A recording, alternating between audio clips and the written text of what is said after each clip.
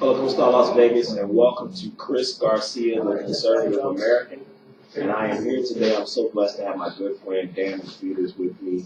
Dan, how you doing today? Doing good, Chris. How you doing? I'm well, brother. Good to see you. Good. As always. Yeah. So what's been going on? What's happening? Well, same old, except I wanted to talk about the reenactment business. Okay, good. Don't know that it's a business as such, but for some people it is.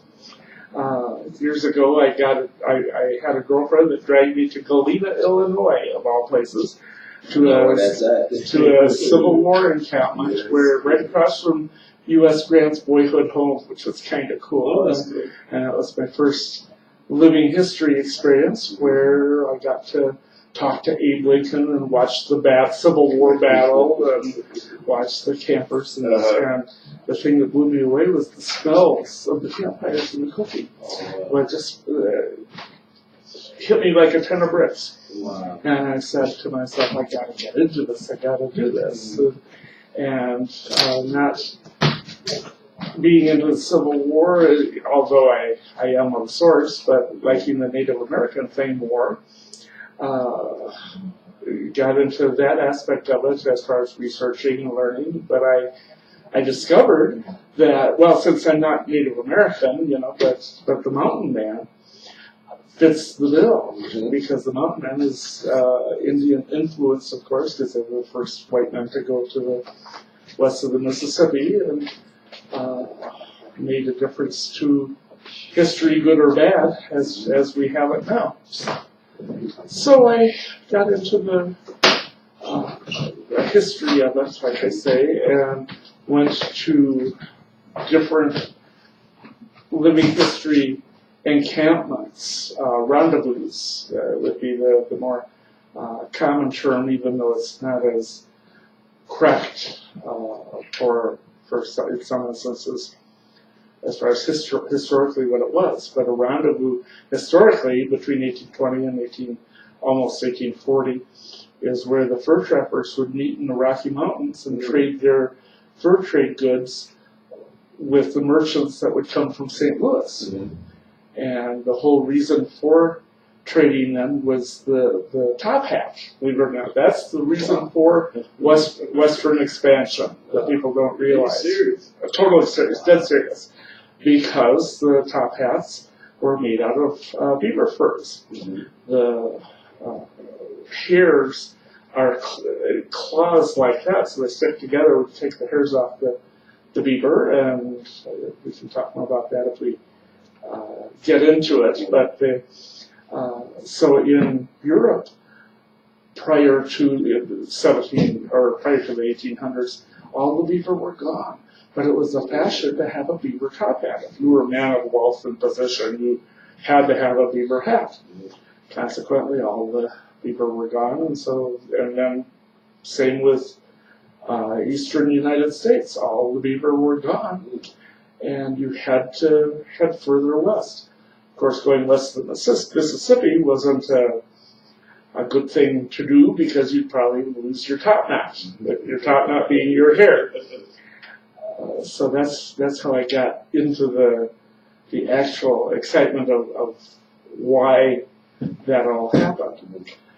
And then there's out east, there's lots of historical places and reenactments and I was in a position that I could travel, for example, to trying to think of the name of the place now, but senior moment here to think of my Conner Prairie in Indianapolis.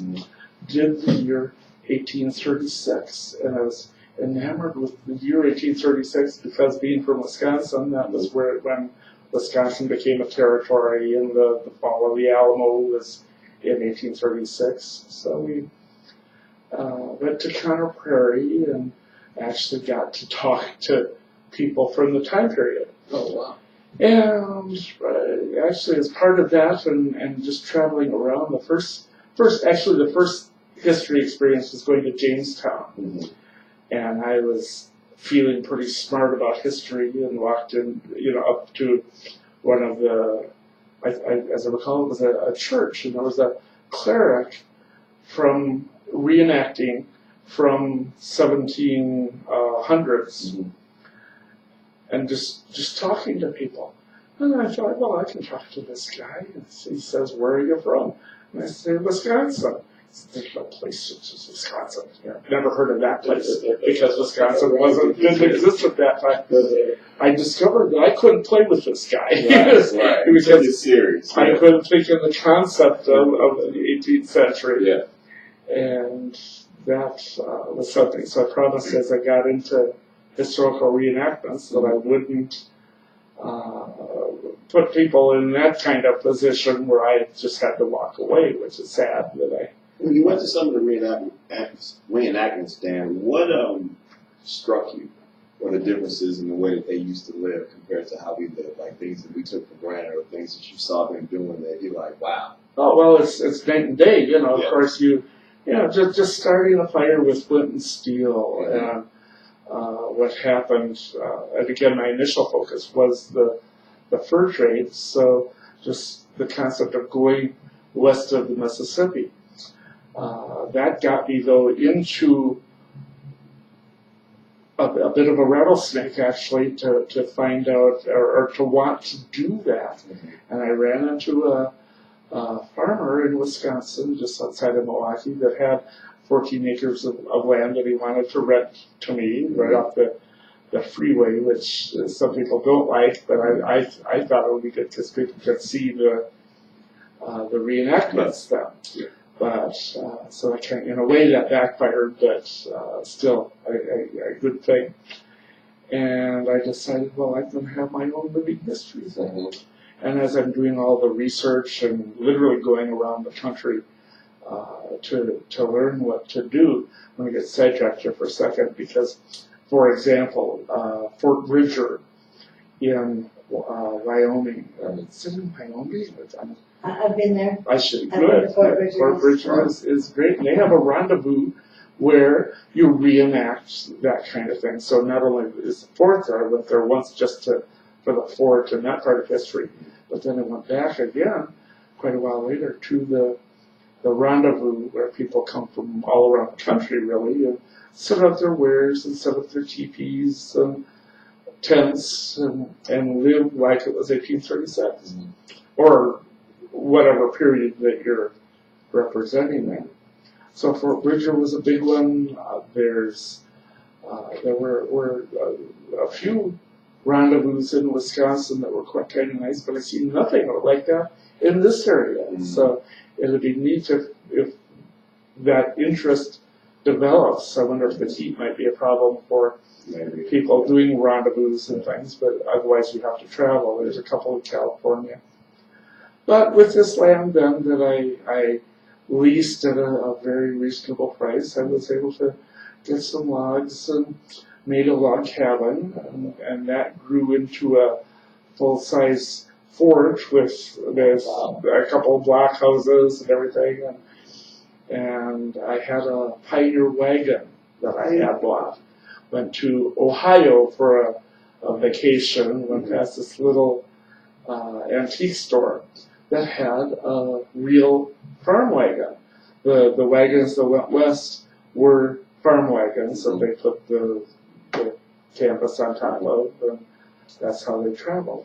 So that's not to be confused with the Conestoga wagons that are just massive and wouldn't have made it at that time period west of the Mississippi. So there was this Pioneer wagon there, or a farm wagon actually. I had to convert it to a farm wagon. It was, as I recall, $800, which for me at the time that was a lot of money.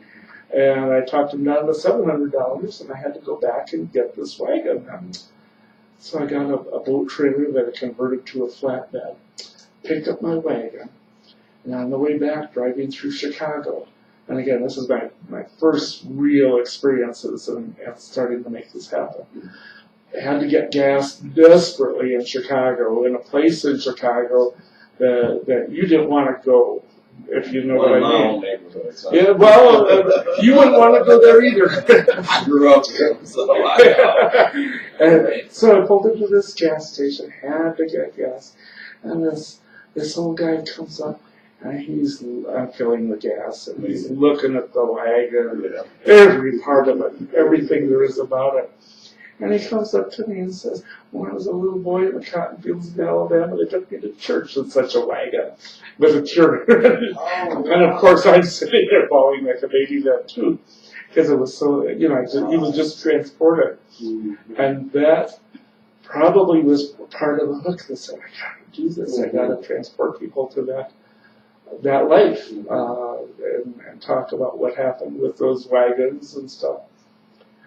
So I've got the 14 acres of land to build the fort, and accrued over 20 years of doing this. I had, I'm trying to remember, because I don't want to lie to you, I had 12 wagons, and covered wagons and a little wagon train, and had schools come for field trips. And I'm sitting there in my buckskins, and again, initially it was just the fur trade. And I come out with my flintlock gun and everything. And my mother was a badger, my father was a grizz. I can outplay, out cuss, out shoot, and outfreak any man. I'm the fastest horse, the sharpest knife, and the finest rifle in the mountains. So I keep on going because I can go from that. Here's my challenge I go through the valley for any man of any nation to try to lift my top knot for a fight to the death.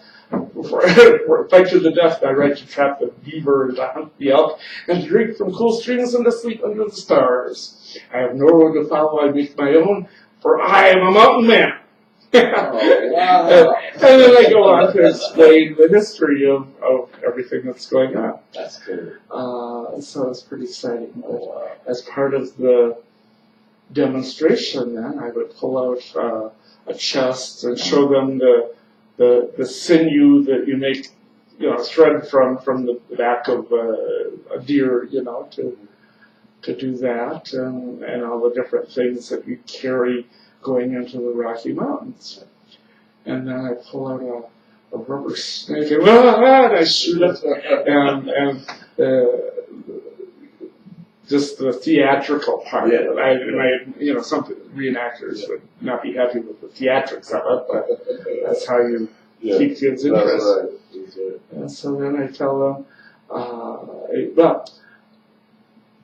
just in the middle of starting to do that, I discovered I had diabetes and lost my middle toe. And so I would tell the kids, a while ago I had a snake in my bedroll and I shot it and I missed and I shot my toe off. And the kids look at me like, you are so lying. So I take off my moccasin and show them my 4 toes. And for quite a while I told them, now I can only count up to 19 unless I take my pants off. And then I can only get to 19 and a half. But I stopped telling that. They went over to adults like it. They got it. The kids got it. The adults got it. The kids never did. But, I would have cut my toe off long before had I known it was going to work that good. Because all of a sudden, wow, you're really a mountain man. So that's how I got into living history and had schools come for. How long did you do that? Actually, for having schools come, about 15 years. But the problem is I wanted to be open to the public, and luckily the planning commission just didn't get it for years. They didn't get it. I had to fight them just to be there. They got upset about initially about the one cabin that was 7 by 10 feet square, and I had to go to the planning commission and because they wouldn't allow me to be doing this because they didn't get it. And so they called me on the cabin that I built, and the building inspector says, well, it's under 144 square feet. He can be there. Let him do that. And then I read some of the bylaws. Well, first of all, then I knew I could do 10-foot square buildings, and so I built the block houses, and then I read their laws. They gave me a list of the laws so that learned that I could build a wall. Hence, there's my fort. Without being legally open, but I had schools come, like I said, for field trips, and worked wonderfully for that part of history, but I couldn't be open to the public. Had I tried to be open to the public at that early stage, I would have killed myself trying, and it would have failed miserably anyway, because there isn't as much interest in living history as I wish there were for people to go. Well, why couldn't you be open to the public? To be permitted to do a business on a zoned farmland initially was the problem. But like I say, I was there, and gradually I won the planning commission over, and they started to realize what I'm doing. And then one day they send me a letter saying I can't be there because I'm on a floodplain. And screw now. And luckily, one of my friends was a civil engineer that makes the plat maps that they would determine that's a floodplain.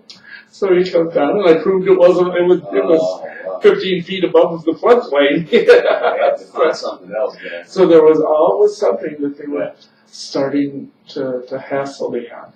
And like I say, thank goodness, because at that stage I'd have not succeeded being open at all. And then Were you charging or field trip? I charged the schools, absolutely. That's how I was able, it was definitely a non-profit deal, even though it wasn't listed as a non-profit organization. But I charged the kids $5 each to come down to do this. That's cheap. Yeah, absolutely. Absolutely. That's cheap. Wow. So, That's incredible. I've talked to you a million times and I didn't know that. that's right, after all. Incredible. And there are things I'm still not telling you. Future shows, man. There you go. Wow, that's incredible. And then from there, that grew into wanting to attract more possibilities for field trips. So I got into the Revolutionary War. Because what I discovered is the fort that I had built for 1836 fur trade west of the Rocky Mountains would fit in terms of construction for 1776 construction east of the Mississippi. So I got into doing Revolutionary War and got a different outfit and different speeches, and had other reenactors come to help me to do that. Yeah, so that was a lot of fun, and then that grew into doing Lewis and Clark. Oh, wow. Not to be confused with Lois and Clark. Got to be a definite, What's the Indian lady's name? Sacagawea? Sacagawea. Yeah, Sacagawea. Or Sacagawea, Yes, or any other variations of the name Bird Woman, is who she was. And so, but obviously I'm not going to pretend to be Lewis and Clark, so I dye my hair black. How does my wife know about all this stuff? That's what I'm trying. I'm from the Rocky Mountains. She's a smart lady, no I'm question. from the Rocky Mountains. Yeah. She is. That's where I'm from.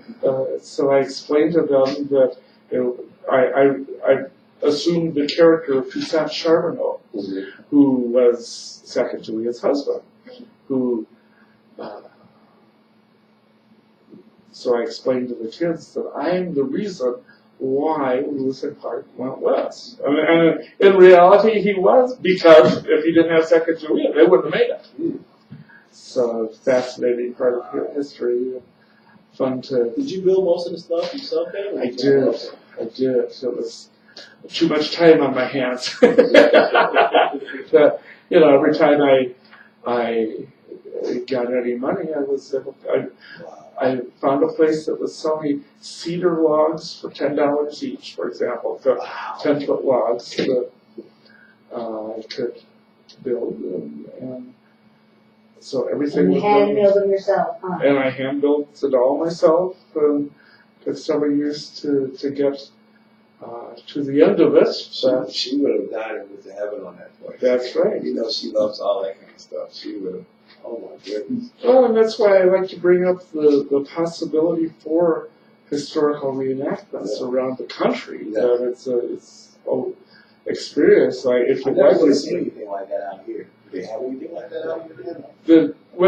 in Reno, they have a very small rendezvous. I guess I told you know what I'm talking about. That's heard I'm that. from Lake Tahoe. Okay, That's where I grew up. okay. So that whole area, that's my stomping ground. And this is several years ago. I was told that there was something like that, and I know there's one in. They have a Renaissance fair, and the Ponderosa branch is still open, Okay, and that would be a reenactment too. absolutely. And then the Silver City and all that, the gold mines and the silver mines up in Silver City, they do stuff up there.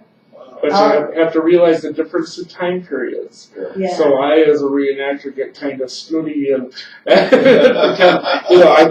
don't know anything that happened, but, after 1836.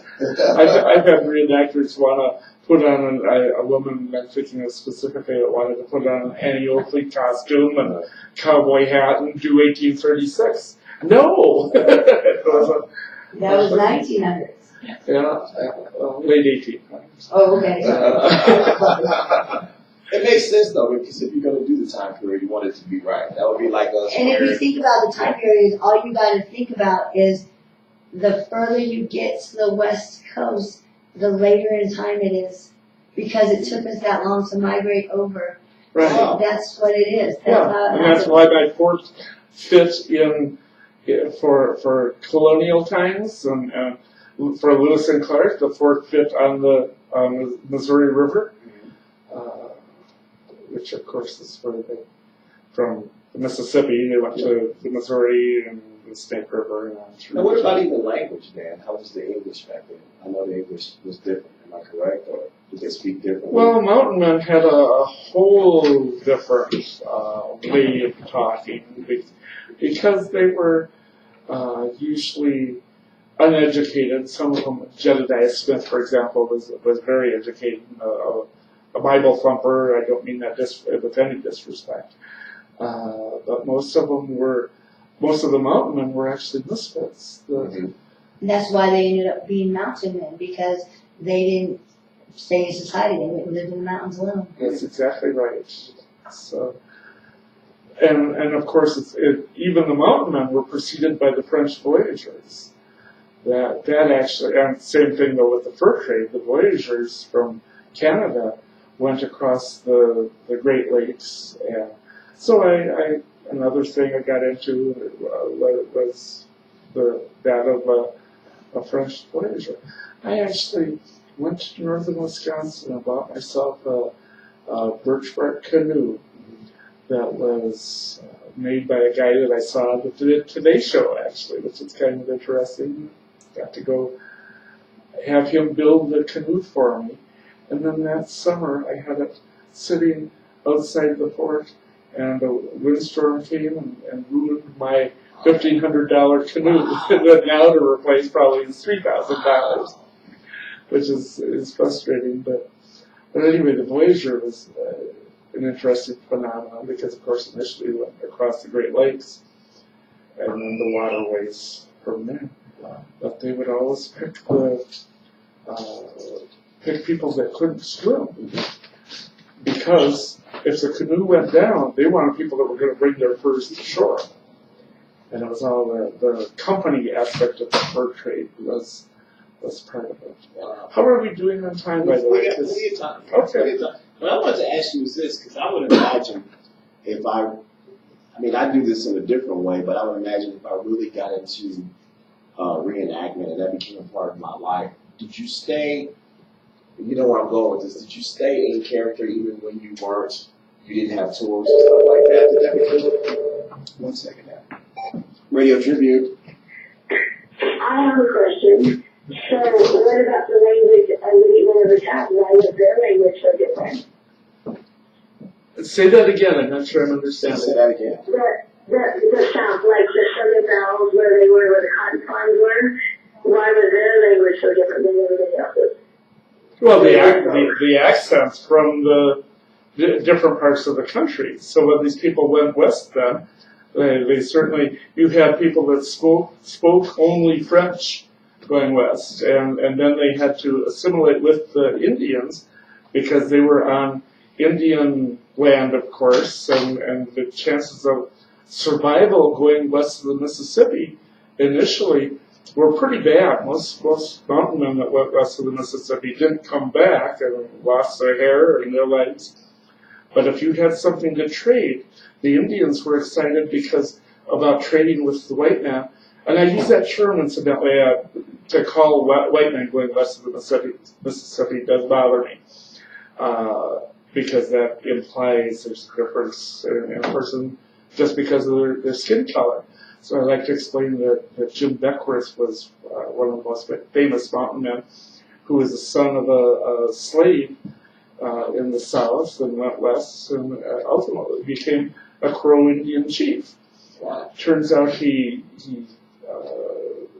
lied a little bit about who and what he was to become that chief, but was a famous mountain man. So, but most of the people that did go west were white men that from Canada, from England, people would come over and explore, and of course the Spanish had a large influence on the fur trade, which is a little different than my influence on with the Rocky Mountain fur trade.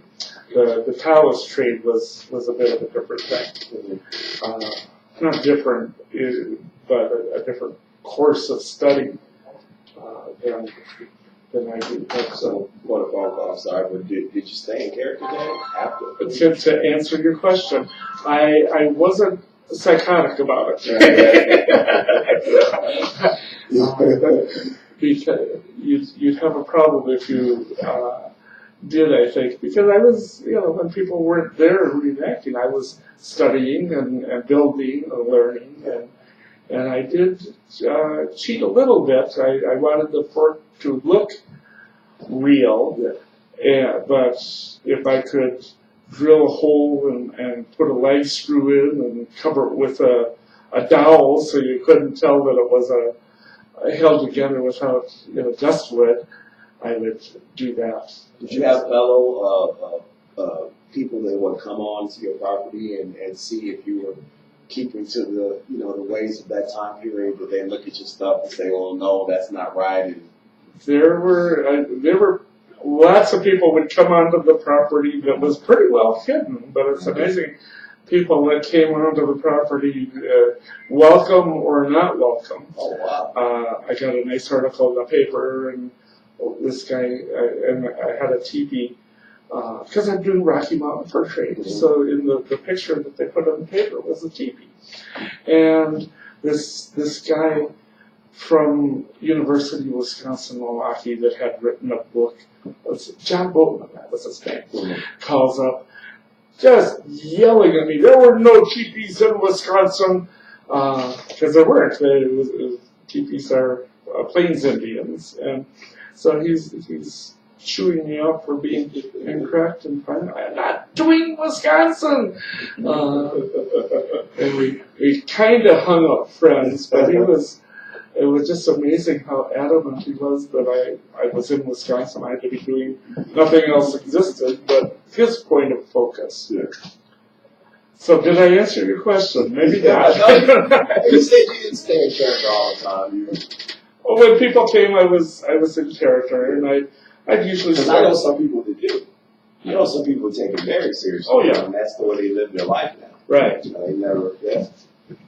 And I don't know that, those are the kind of people that now I can kind of play with, but they're not educating, they're showing off, if you know what I mean. The people wouldn't want to play with them. Yeah.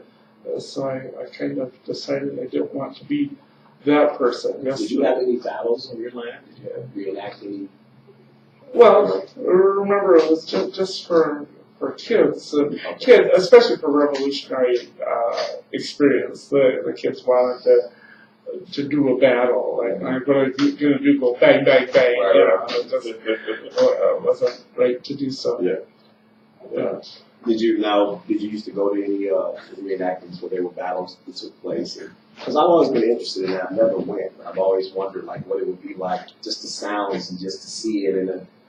Yeah, basically, to my experience, they pretty much do only the Civil War battles and the Revolutionary War battles are common if you have that many people coming, and there are clubs that, especially for Civil War and Revolutionary War, that would do that. Mm-hmm. But again, that's not my focus of study. It doesn't excite me as much because of the Native American influence.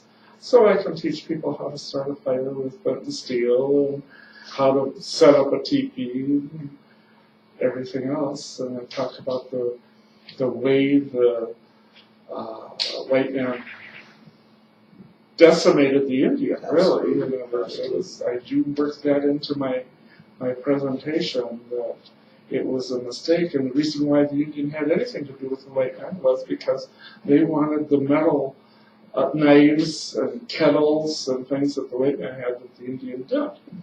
Prior to their first metal kettle, they took the stomach of a buffalo and put hot rocks in it to heat their food. And what was the reasoning behind the way that they made the teepee, Dan? What was the reasoning behind that? Why did they make it like that? Was there? It's kind of interesting. Not so much how they made it. I think historically that's gotten lost for years. Other than structurally, when you have that teepee sitting there and it's anchored properly, it's going to be hard to blow over. And initially, of course, they would use buffalo hides. It took usually about 15 buffalo hides to make a teepee. And were they little teepee, Dad? The teepees are really, really heavy and hard to blow over. Exactly. They are a great design and a great. They take the winds. You can be in the snow. You can. All of that. They are very well constructed. And especially when the buffalo hide. Then, of course, when they started putting the Indians on reservations, is when they issued the canvas teepees. But the Army, the real way. The Army in those days actually wanted to do teepees, but they don't want it to look like an Indian teepee. So they because tried. then the soldiers would have been killing themselves. They'd be confused, yes. So they made them with straight sides, and then the teepee, they call it a yurt. But that's something that isn't so much in the history books, because that didn't work so well because of the straight sides. And they weren't constructed well like the Indians did. They were not. Well, they weren't buffalo hide. That's right. And when you have the buffalo hide, of course you have to flesh it to get the muscle and fat off, and then it will dry out really fast. And so you have to rub usually deer brains into the hide that soften the hide to a degree. But then most Indians, and I think it depends on the area of the country and the tribe that you're in, the woman, to soften the hide so it was pliable, would chew on the hide. So I always, as I tell the kids this, I say, never kiss a woman that's making buffalo teepees. Wow, that's incredible. So did you find most of the kids, were they really interested in it, were they blown away? They really were. Sadly, I don't think enough of the teachers got it as much as the kids did. The feedback from the kids. A lot of the teachers did, but I had anticipated a lot more schools coming down that actually came down. Because around Milwaukee, there are a lot of other venues, but nothing about the fur trade.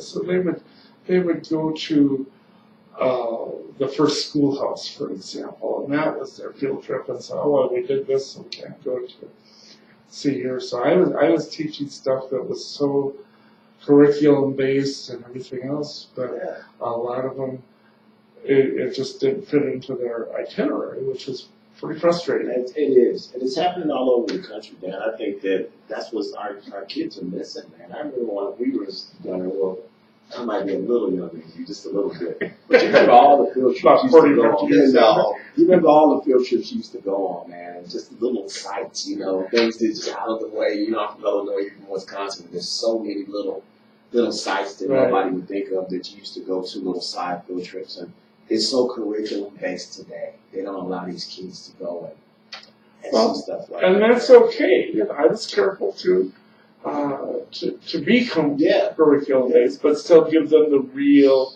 history and to make them think a little bit. These kids don't know about history today. You talk to them and they're like, "Oh," and you're like, "Wow, it's amazing." And especially around here, the best I've seen around here, of course, is the old Mormon fort.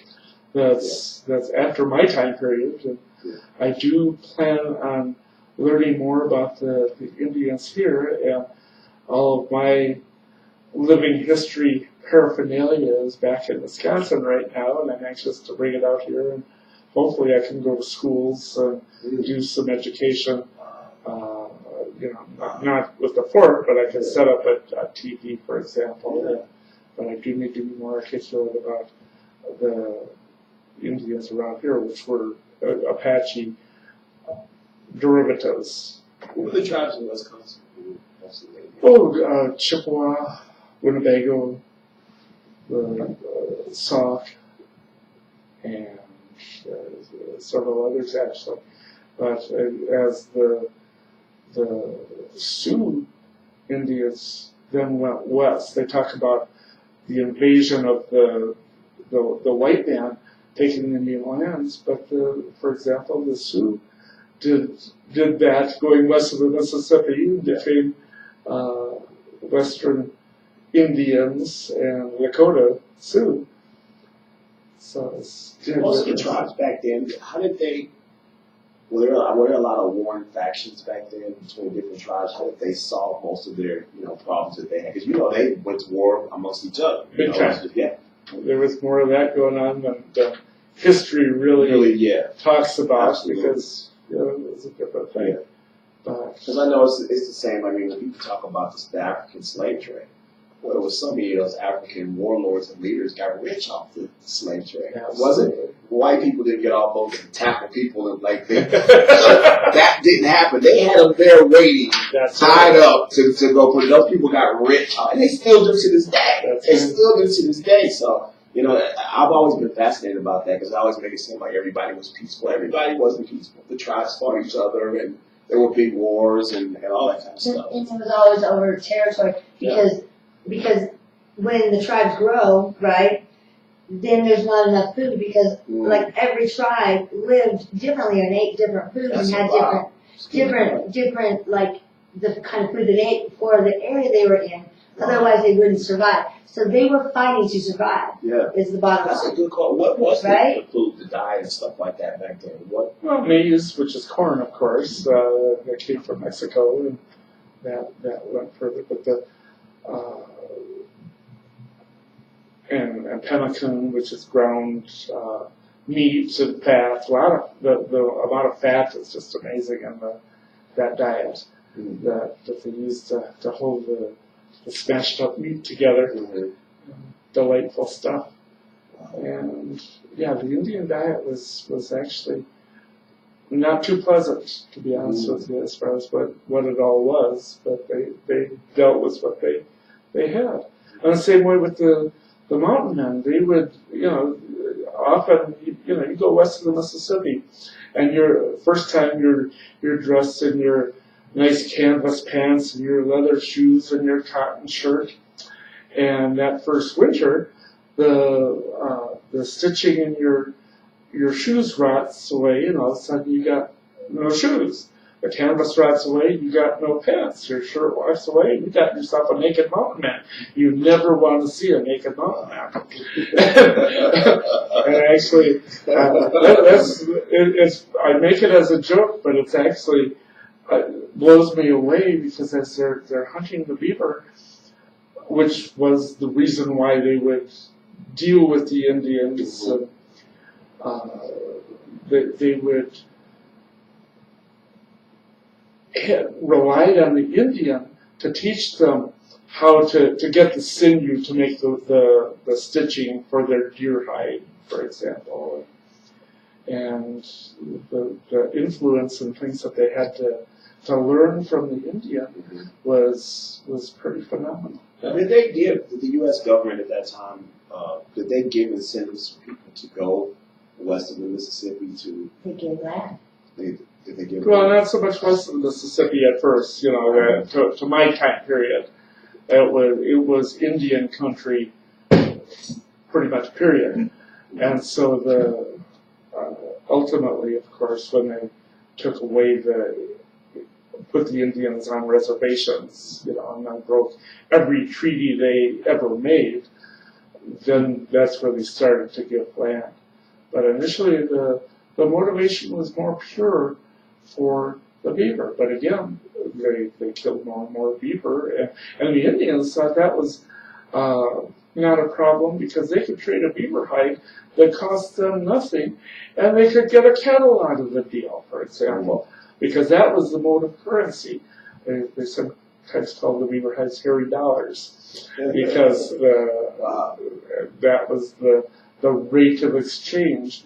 Was a beaver hide was worth this or that, and you had to trade to get what you wanted that way. Trade services that again would convert to different things. How did they deal with the weather back then, especially in the northern plains? I think you're keeping me on a thought that I got sidetracked on. Is that in the middle of winter, was the time to get the best beaver plumes. PLEW is the beaver hide, and that's when they were the blush, of course. And so the mountain men initially would just trade with the Indians, and they thought they were the dumbest people in the world to give a kettle for 2 or 3 beaver plumes, but because they couldn't put a price on it. But then they take it back to St. Louis or in the Roundabout system into the foothills of the Rocky Mountains. Pinedale, Wyoming, by the way, I'm getting sidetracked, but in terms of historic places, they have a museum of the mountain man in Pinedale, Wyoming, which isn't too far from here, really. I flew into Salt Lake City and I drove to the Pinedale Roundabout. The Roundabout itself was not much, but they had a big parade with the mountain man and a guy riding a buffalo on his back, riding down the street and all this stuff. That was pretty exciting, and that was actually the site of the 1836 rendezvous. Different rendezvous were held at different parts of the Rocky Mountains. And one year, I'm drawing a blank on the year, I think it was, I want to say 23, but I'm not sure. Kit Carson was leading the wagon trains from St. Louis with all the trade goods, and they were going to meet, and they got lost and had to cancel the rendezvous for that year, which is kind of amusing that old Kit Carson messed up. What was the bare essentials that most mountain men, what did they have to survive? Yeah, you had to have what you could carry is all you could have, and or put on the back of a pack animal, for example. And of course, you had to have usually about 6 traps, and your knife and your guns, and you'd have a flintlock gun at that point. Later on, of course, they had cap locks and different guns, but it was the old-fashioned flintlock that started the West. And you were lucky if you had a wooden bowl, for example, or something to drink out of. But there wasn't much more than that. It was so minimal. How did they survive? Is pretty. That was tough. And you know what? I'm going to get back to my thought. Again, this is the third time I got off of this stuff. Is the mountain man is hunting in the winter, going into water that's 33 degrees and wading up to their waist around these rivers. And how they survived in that kind of situation is phenomenal. There's a movie called The Mountain Men, ironically enough, with Charlton Heston, Brian Keith, that is a romanticized version of it, but it actually it shows a rendezvous and the different things. It's a great movie to watch to learn about the fur trade. I imagine they got sick quick. A lot. Most mountain men that went west of the Mississippi died the first year. You were a hibernaut if you lasted the first year in the Rocky Mountains, and if you didn't last the first year at the mountains, you went back east, or you died, and more probably, you died. Jeremiah Johnson is another good example. They take women with them at all, or no? No, they would survive, and so that's why most mountain men would have Indian wives. Depending, sometimes they would have. The Indian wives taught them how to survive. Is probably what happened. Totally. Yeah. 100%. Without the Indians showing the mountain men how to survive, they wouldn't have made it.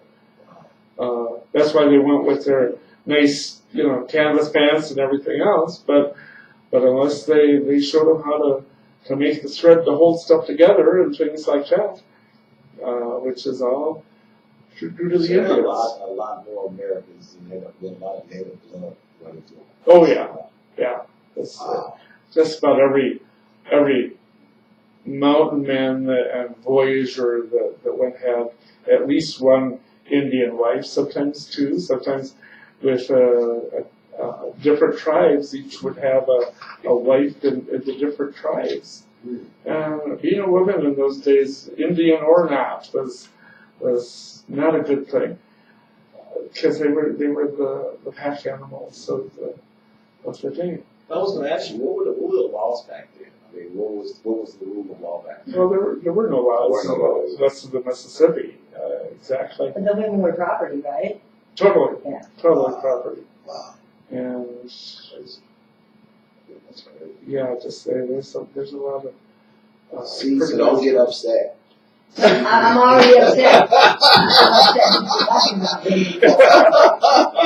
We got about 5 minutes left in the show, Dan, but just what do you think we can do to bring more of that kind of stuff out here, especially in Southern Nevada? Because I find it fascinating. I didn't know you was into this, but I find it fascinating. I would love to see something like that. It was my life for 20 years. I did other things, of course, but What a great way for Jason to grow up, though, with a dad like you, for real. I'm sitting here, I'm serious. Like, I'm in awe. I am. Wow, man. He's a lucky guy. He is. He is. He is. My dad drove a truck. This is fascinating. Well, to tell you the truth, there were mistakes in making the choices that I did in life, quite honestly, that I put money into doing this in hopes of it paying off. But you weren't a businessman. Well, I'll disagree with that to a degree. Never mind. Or a money man like my husband. My husband's a money man. Right. Yeah. Well, I certainly would have done better had I had a business manager, but had I had a business manager, he or she wouldn't have let me do some of the things that I did. No, but the experiences, the things that you've done, man, are things that, so few people have been able to do. And I think that was just fascinating. And the freedom that you probably felt when you was doing it and building it and seeing it being constructed and put together, I think it's incredible. Oh, it's something. All the knowledge that you have inside you, it's incredible. I would love to learn some of it, because this day and age and this society, if we lost power, we would be lost. Let me just say that. Nobody would know how to make food. Nobody would know how to grind wheat. Yeah. Nobody would know how to do anything. Yeah. Anything. Yeah. They wouldn't know how. Yeah. They barely know how to know the little bit of stuff I know how to do. But like I made it my mission to learn how to make bread.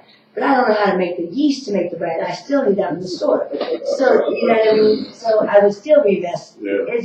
So the knowledge you have is so much more than, and I thought I was pretty knowledgeable about it. Was that part of it then? Also, that during that time period, or when you was reenacting, did you make any of your own food, or did you have to learn how to? Well, as I'm reenacting, of course, you have to, if you're living it, you have to do what they did. And I'm not saying you didn't cheat. If you wanted to keep a cooler with some pork chops in the back, Right. you know, but you don't let the public see that part of it. Right. Hit the microwave block. The luxury part of it that exists. People want to, you know, would you like to go live back in that period of time? No. How did they keep stuff?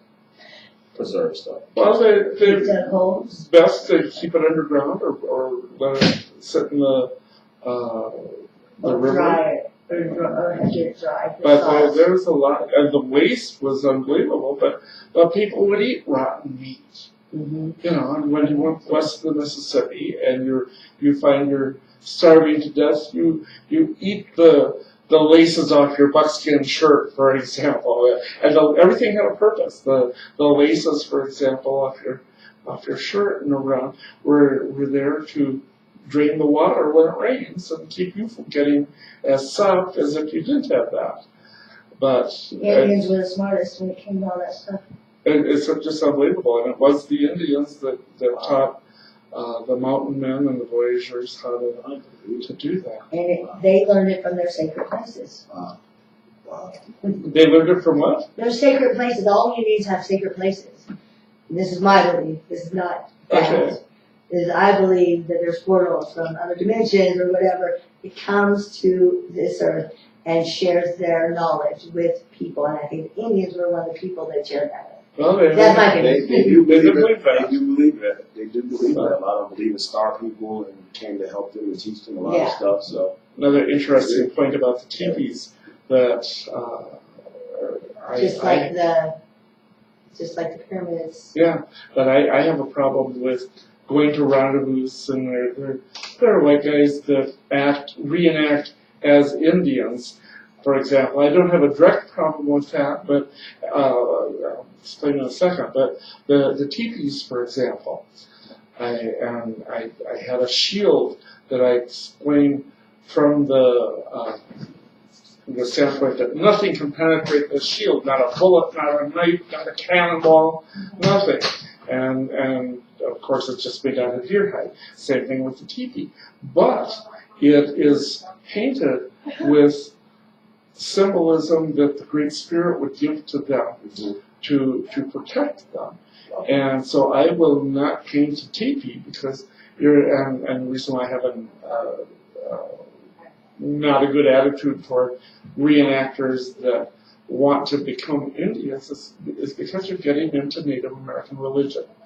It's living one way is fine, and the mountain men were living an Indian influence. They certainly lived in teepees, and maybe the wife would paint the teepee to protect them so that nothing would go through. And of course, if a knife or a bullet or anything did go through, then it was that you didn't get the message. It wasn't that the religion was wrong or anything was bad about it, but you didn't listen well enough. wow. Unbelievable. It's been a fascinating hour, Dan. Wow, thank you. Unbelievable. You come back whenever you want. Thank you so much for watching Chris Garcia, the Conservative American. This is my good friend Dan McFeters. I'm telling you, every time he comes on here, I learn about 20 things. He's a good friend of mine. I had no idea he was in the reenactment for 20 years. But it's fascinating. And if you're out there listening, these are the kind of things that our schools need, man. They need our kids to be able to experience things like this. You know, our kids this can be a curriculum type basis class or an experiment or a field trip. And so I would just urge the Las Vegas school district and the school system, if you want, you can contact us and we can get you in We know contact somebody with in the school Dan. system. And I think it would just be an outstanding idea. I think this reenactment is something that kids need. Kids don't know their history today. I was talking to dinosaurs to one kid who was in high school, and he said that the dinosaurs were made up, that they never exist. So I I mean, and these kids are graduating from school, so it's just amazing what's going on. And so if you'd like to contact us, of course, you can call in at 702-984-6843, or you can contact me directly, 702-600-0005. If you'd be interested in talking to my friend Dan here, and I'm sure he'd be willing to talk to you about maybe making this, going forward with this, and he can give you the experience and his knowledge as far as maybe making this a class out here, or him just showing as simple as making a TP or something like this. This is some kids I really think that they need to experience. I know when I was a kid, I went to all kind of field trips like that. It's just outstanding. I want to thank you so much for watching. Of course, we stream live, radiotribune.com, Monday through Friday from 1 to 1:30. And in a couple hours, you can look us up on YouTube. Chris Garcia, the Conservative American. Thanks again to my good friend Dan McFeters. He's always welcome here. And it looks like we got a new little producer over there, and he's doing an outstanding job today. So thank you so much for doing that job. What's your friend name? Say your name. Chuck. Chuck, we got a new producer over there, Chuck, and he can come over there and he wants as well. God bless America, God bless our troops, and Godspeed to Donald Trump. See you next time. Thank you, man. That's outstanding, brother. Thank you. Man. I had no idea.